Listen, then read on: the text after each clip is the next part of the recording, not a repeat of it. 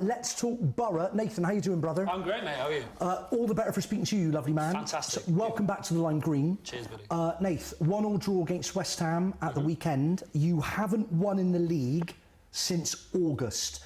Do you miss the Championship already? No, we don't miss the Championship. We're happy to be in the Premier League. I think it's the hardest step up from the Championship to the Premier League that it has been in a very long time. Yeah. I think that transition's a lot bigger. I think anyone can win in the Premier League at the moment. And I think if you asked any Borough fan at the start on Saturday, they would have taken a 1-1. They would have taken a point. Sure. But I think that the way that the game panned out, it was possibly, arguably, 2 drop points. Because we went ahead through the Stuani goal, and we should have really held on against a West Ham that's a bit downhearted at the moment. Very downhearted, just shocking scenes at West Ham again. We'll get onto that later. Yeah. They just seem to be in total disarray. Yeah, they were just. I mean, their defence was. I don't know how we didn't put more past them. To be honest, I thought that we could have been a bit more clinical and.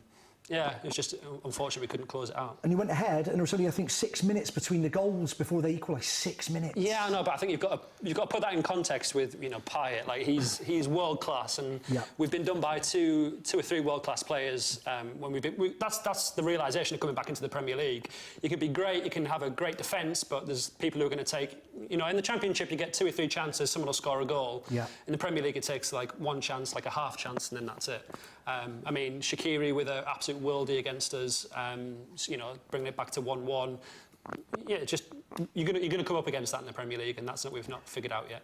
This will be resonating, of course, with you boys as well, because a similar situation, really struggling, it has to be said. Let's talk Fulham.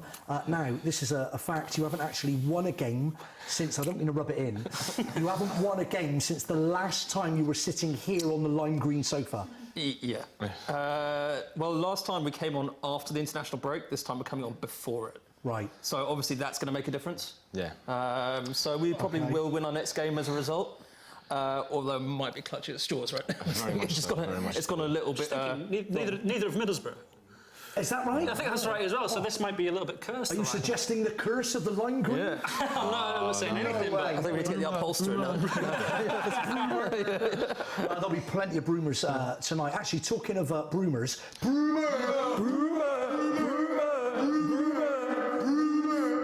Now, there is currently a call happening regarding managers, of course, in the Football League. What do you think Djukanovic's chances are of remaining in the job much longer for Fulham?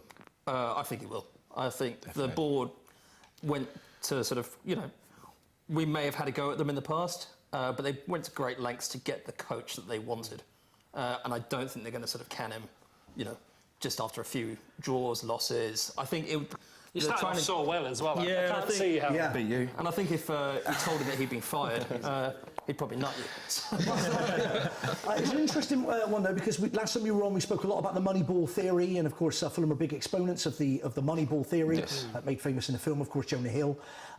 Do you think that your recent run is evidence that maybe there's nothing in it, and it's not really going to work? It's maybe just a passing fad in football. I wouldn't say it's a passing fad. I think it's going to develop. I think it's still in the early stages of how it's being used. And I think one thing that we have missed out on buying was a decent striker. Yeah. We bought in, we talked about Chris Martin, because he just signed about sort of, the day before, I think we were on the show. Yeah. And we were talking about him, and it was like, okay, he's going to be good, he might be the sort of like the McCormack type player that we wanted. Problem is, he is, not fit. Clearly, he was. We saw him play against Wigan. Awful game. It was an awful game. Well, it's like a Tour de Mars, and it was the worst 0-0 draw I've seen for a long time. And we didn't get a pie as well. We didn't even get a pie. No. So you cycle. You leave at 5 a.m. Friday morning. It pours down, torrential rain. You go all the way to Wigan to see the worst 0-0 draw you've ever seen. In your time as a Fulham football fan, and you didn't even get a pie. No. Yeah, bad times. That's it was terrible times. Bad times. We sat on that train on the way back, and we had just seen in a cafe you can actually get a pie in a bun. And I thought, well, gourmet cuisine has come to Wigan. That sounds beautiful to me. Let's not knock that. As a Northerner, that sounds perfection. A pie in a bun. Why have we not had that before? We've got parmo in a bun, that's all we need. Yeah. Cycling through Walsall, we saw a doner in a baguette. Why are we laughing? I don't understand this. It's wonderful. If you've ever had a pie in a bun or a doner in a baguette, we'd love to hear from you. Tweet your takeaway. If you're currently shoving a pie in a bun into your face right now watching FANTV, let us know. Tweet a picture at FANTV UK. Hashtag tweet your takeaway or Skype call us FANTV channel. We want to see it going into your face. That is absolutely brilliant. But that pretty much tells you how bad the game was. That the thing I remember about that day out was seeing a pie in a bun. How bad was it after you cycled all that way, 200 miles? I think it was I was euphoric by the end. To be fair, I wasn't really paying much attention. I was like, you were having a nap. Yeah. In Lycra, you know. Well, we got there. You come up to the DW Stadium and there's this nice walkway that sort of runs all the way through this like retail park, straight to the stadium.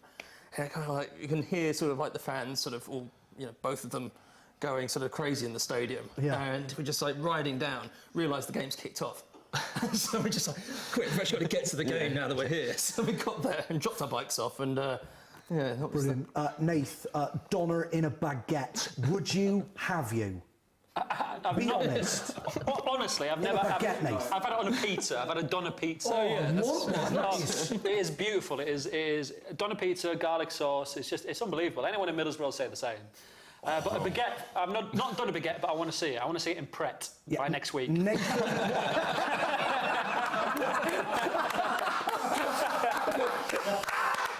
If anyone from Pret is listening who wants to see a doner in a baguette in your outlets by next week, Nate. Next week, if possible Monday. It could even be a Twitter poll, if you had to, doner in a baguette or pie in a bun. Let's launch that. It's a tough question. Or both, exactly. If you had the choice, Nate, would you go pie in a bun or doner baguette? I'd do pie in a bun, to be honest. I've been a massive fan for pies for a long time. Yeah, I think pie in a bun, to be honest. I'd go pie in a bun. I think I'd have to go pie in a bun. You know what I mean? Love it. I love that. Lee, you're not liking the sound of the pie. You're turning your nose up. Not in a bun. You just can't marry the two. No. But the doner in a baguette, though, that works for you. No. Let's go back. Please get in touch. Tweet your takeaway. It's something we like to do on FANTV. At FANTV UK is the Twitter, or the email is join in. Get to the important questions of football. Get to the important questions of football. Pie in a bun or doner in a baguette. Jokanovic, going back to the Moneyball theory, chaps. Doing my research on Fulham this afternoon and the Moneyball theory. Jokanovic can veto. He's allowed to veto players that meet Craig Klein's tick box criteria, but he cannot pick them on his own. That's when it comes to the transfer market. He's not allowed to pick new players on his own. Surely that can't be right. No, that's just immoral, isn't it? I took my little boy to the Bristol City game. Started off really good. Yeah. Went 1-0 down. Yeah. 2-0 down. I know. 3-0 down. 4-0 down. I know. 4-0. I know. I couldn't believe what was happening, but there was a player that was playing there who's on loan from Chelsea, Tammy Abrahams, a player that would totally suit Fulham. Yeah. He would be exactly what we want. We're having chances against QPR. We hit the bar, missed 2 penalties, off the line, off the post, and what we need is a clinical striker to put that ball in the back of the net. Well, Tammy Abraham is unbelievable. If anyone from Chelsea is watching, you're not having him back. Currently top scorer now in the Championship. He scored in our 2-1 win against Nottingham Forest at the weekend. He's got 11 goals so far on loan to my club, Bristol City, from Chelsea. They've got some class out on loan at the moment, that club. Yeah. They'll be looking to pull him back on the strength of his performances so far this season. I saw him play in the League Cup game and he scored the winner in the last minute. Yeah. But from the moment he came off the bench, he was just incredible. It's like he's about 6'5", I think, isn't he? And he's very quick. That's kind of, it's an Usain Bolt type striker. I always wondered if he could play football. He always wants the ball, he always wants to shoot, he's a huge talent. He's going to be an absolute. If he was called Dembele. You know, Justin Lee Dembele. How desperate are you at Fulham for a Tammy Abraham type at the moment? Very much so. Very much. See, so. Nate, this is what I don't understand about the Moneyball theory. Right.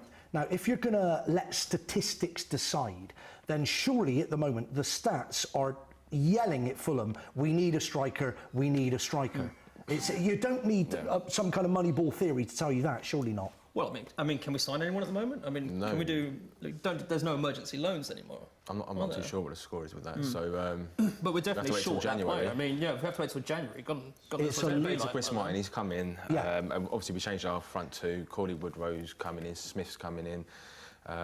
Chris Martin's coming in. Luca Piathon. Who was it last year? It was Brentford in the Championship who did a Moneyball theory and then just got nowhere. Yeah. I mean, they were in the playoffs 2 years ago and then they just completely tailed off. There's several exponents of it, Nathan. It's an interesting one because it doesn't seem to be working. Yeah. No. It's happening in Holland as well. I was reading a bit about AZ Alkmaar. I think they're implementing it. You know, the guy who owns Brentford also owns Midtjylland, or whatever they're called in Denmark. That's right. You know, there's a few other teams sort of playing with it. But it works in baseball because it's very much a stats game. But it's mainly, baseball is very much a one-on-one kind of sport. Yeah. This is 11 on 11. Yeah. You know, it just doesn't quite have the same sort of. Can I ask you more? Can I just pick up on something you said there? Is Midgetland a theme park? I can't pronounce I can't remember the actual pronunciation of Midgetland. It might be Midgetland or something Danish. I'm just hearing in my ear actually. No, Midgetland is a theme park, and you can ride the Juan Mata roller coaster. Cheeky. We're going to take. That was below the belt. Try telling that to Mata. That doesn't make any sense. OK, we've got a Skype caller, our first one of the night. If you want to Skype FANTV channel, who's there? Chris, you lovely man. On the Costa Blanca or Brava tonight? On the Costa Blanca today, trying to chase down Big Sam. Oh, Chris, my goodness me. Chris, is that where he is? Did he fly off with his $1 million payoff to the Costas? Yeah, he's got a nice little villa in Benidorm. Is that true? Yeah, no, seriously. Brilliant, this man knows. Sam Allardyce, Big Sam, former England manager, has got a nice little villa in Benidorm. Has he just bought it, or did he have that already? No, he's had it a while. I think he genuinely bought it with the payoff money from Newcastle, and it's cunningly titled Big Sam's Villa. Oh my goodness me. Chris, where do we start in the PL? Let's talk Arsenal. They got that very, very last minute winner, of course, against Burnley. It was clearly a handball, was it not? Yeah, I thought it was very nice of the Premier League to give Arsenal a 20th anniversary gift in the last minute handball, deflect. Offside, pretty much everything winner for against the poor opposition. Yeah, absolutely. 93rd minute, as you mentioned, and interestingly enough, an awful lot of controversy with this game because didn't the board actually show 2 minutes of added time, not 3? Yeah, to be honest, I didn't actually see that, but that does happen quite a lot, and there are some very, very boring rules that go into what make up the injury time, so it's much more fun to criticise the referee and say, actually, he made another ricket there, and it was nothing to do with the fact that Burnley were bringing on substitutions or making substitutions in injury time. Sean Dyche, this is how he responded. He was very careful with his words, the Ginger Mourinho. He said, our analyst tells me it was 6 or 7 seconds over the allotted time when it went in. That's money really well spent on your analyst there. Don't worry about try to work out how you can play ball passes out of defence or even get the strikers involved once in a while. But no, just work on how many seconds over the final whistle that goal might have been. I know, it's a brilliant quote, that is. Wenger, of course, said that he didn't see the ball go in, but I've been told we were fortunate. He's been saying that for 20 years, hasn't he? Eyesight. it's been the same since he first turned up in '96. He clearly is so much of a football addict, he's not had time to get down to the opticians.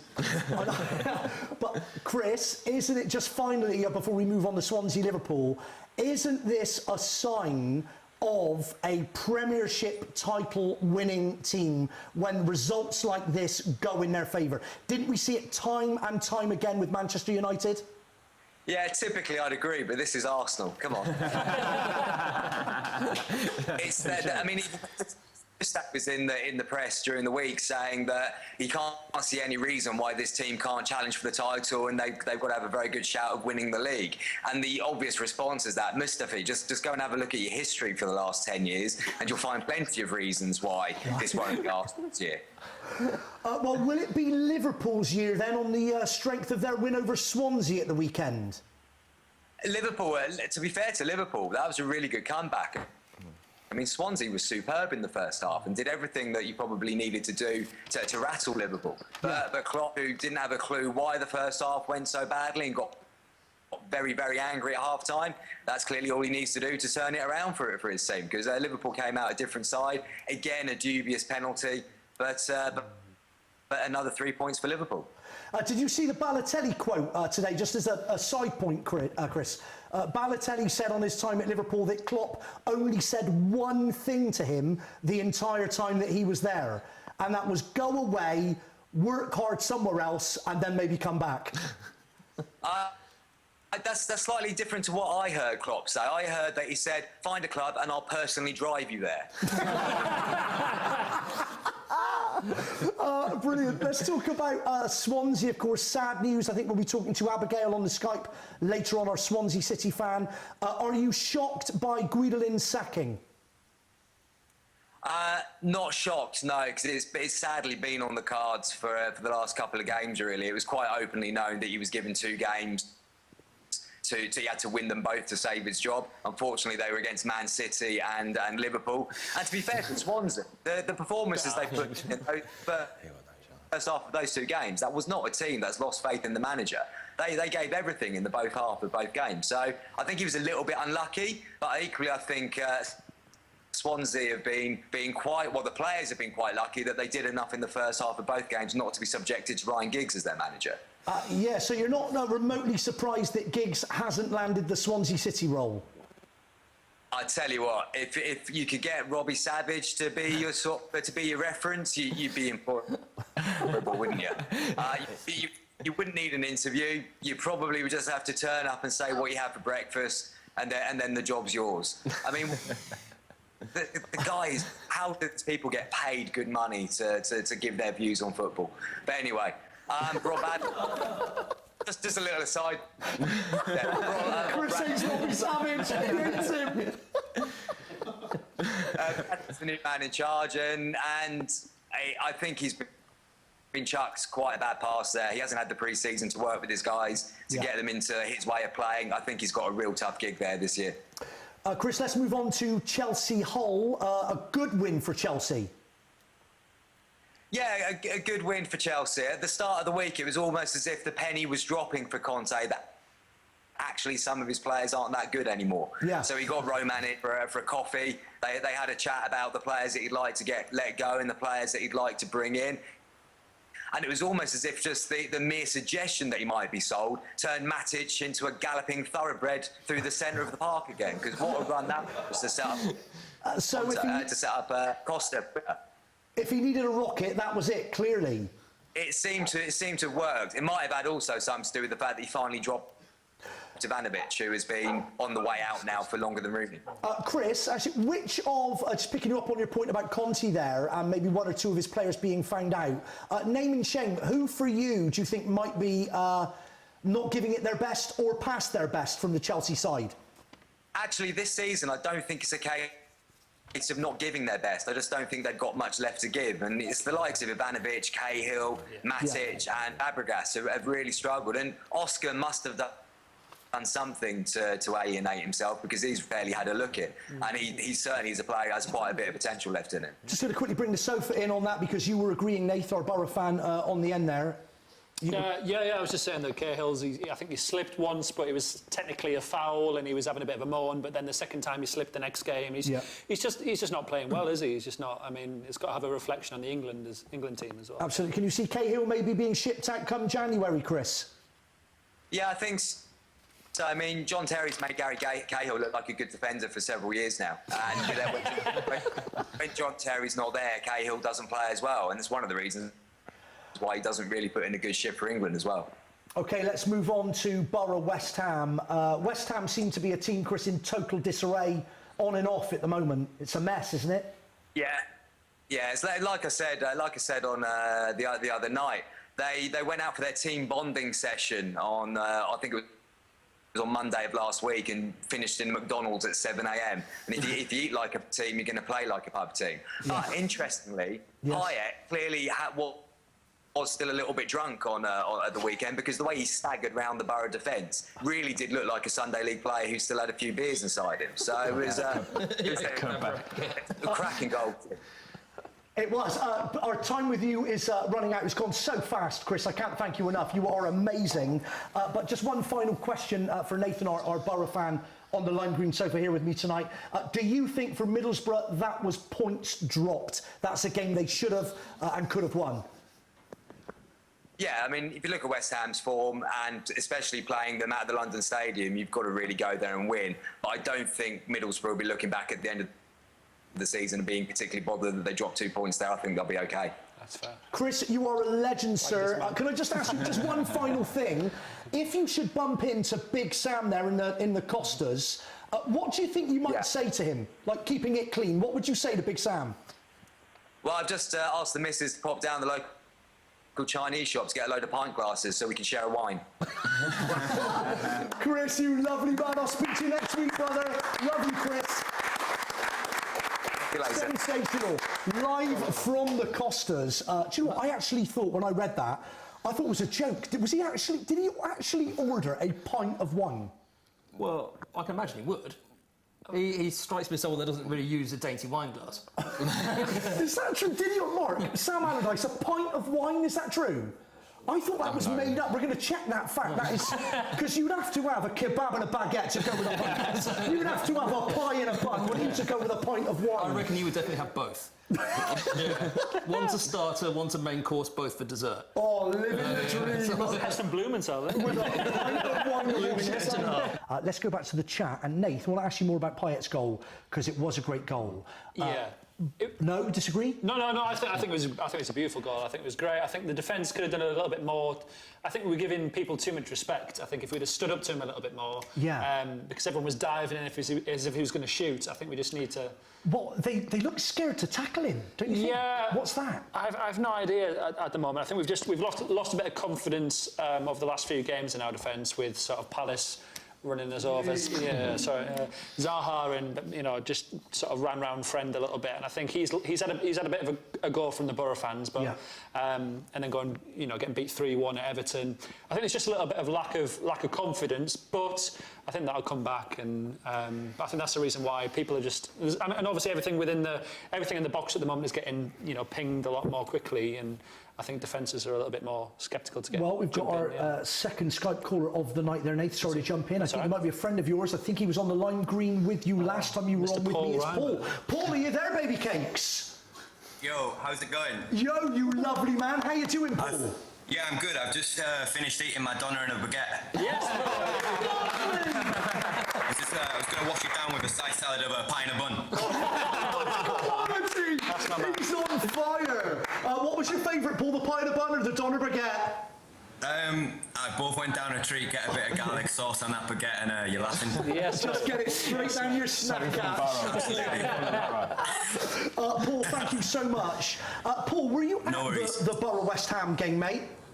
I was actually, yeah, and it was probably one of the worst atmospheres I've ever seen in my life.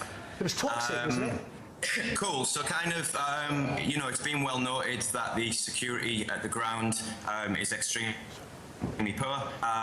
There is hardly any segregation from the home fans and the away fans. During the game, everyone's just giving back, chants that everybody sings. It's all part of the banter, all part of the game. But then obviously we scored. Stuani scored through his header. And everything was fine, but then as soon as Paya equalised, the West Ham fans just started going crazy. They started flinging the bottle at us. There was a little kid next to me who must have been about 6 years old. The bottle hit him. It was an inch away from hitting me. To be honest, I wish it would have hit me instead of it. Where my uncle and my cousin were sat, a girl got hit with a bottle and her head got split open. 5 paramedics had to attend to her. They took her to the hospital. It was just it was unbelievable.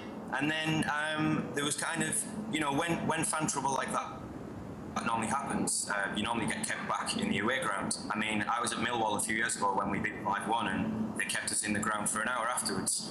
But this time, they let us all go out of the ground. There's again no segregation from the home and away fans. And outside of the ground, there's West Ham fans everywhere. They've all got their hoods up, scarves over their faces. They stood in a line across the road, and me, my uncle, and my cousin. We ended up, we got to the side of it, managed to bypass the trouble. We turned round about 30 seconds later, and the full gang that we managed to get past, they actually started charging at everyone. So we literally, 30 seconds later, and we would have all got jumped. It was absolutely disgusting. I've not experienced that. I think they've watched Green Street one too many times. Bit of football fact. Absolutely mental. Like this. It's 2016. Like, grow up, get with it. Every away, I worked out. I think that was my 15th away ground that I'd been to. Normally after an away game, I go to the pub with the away fans. You Fulham boys there, I've sat with you boys in the pub before. We've sat with Sheffield Wednesday when they played Middlesbrough. We've sat with the Brentford guys. We sat with Reading, Brighton. I've never seen anything like it in my entire life. And I think what's important to say is that this is a minority. There's a minority of West Ham fans, and by no way are we saying that this is all West Ham fans that are doing this. I think it's more a reflection of that. If you're gonna have a stadium like this, it has to be purpose-built for the Premier League. If you're going to sell this amount of, thousands of tickets, you've got to have the staff and the police in there. You can't fob it off and say that you don't have the radio system to be involved to bring the right policing in. They're talking about that when Chelsea are going there, they're going to bring a load of policing in and stuff like that. But it's not good enough. When kids and and disabled people are getting bottled and coined and everything like that, it's bang out of order. It's appalling. It's a minority, of course. Of course, it's a minority. We're not saying that all West Ham fans are like this, but we're sat there and we're talking, and the press are having a massive go at Russia when we're in the Euros and saying bad on you, Russia. But how can we criticise Russia in the Euros when we're sat there and we're doing it on our home turf still? And we need to get past this. If you want to go scrap with yourselves, go to a field and go do it. Do whatever you want if you're idiots, but don't bring it to a game where there's families there. It's ridiculous. Paul, we have another break coming up, but just before we love you and leave you, can I just ask you, mate? We'd love to see you back on the Lime Green in the very near future as well. Thank you so much for Skyping in. The little boy that was hit by the bottle, do you know, was he okay? Do you know? Yeah, I mean, I think it more kind of skimmed him than anything, and he got covered in, whatever the drink was. It didn't hit him full force, but again, that's irrelevant. It shouldn't be happening. He was obviously crying his eyes out after his dad was doing a for myself. Paul, shocking scenes, appalling. We're going to have to love you and leave you. We've got a break, but thank you so much for Skyping in. See you back on the Lime Green soon. Paul, everybody.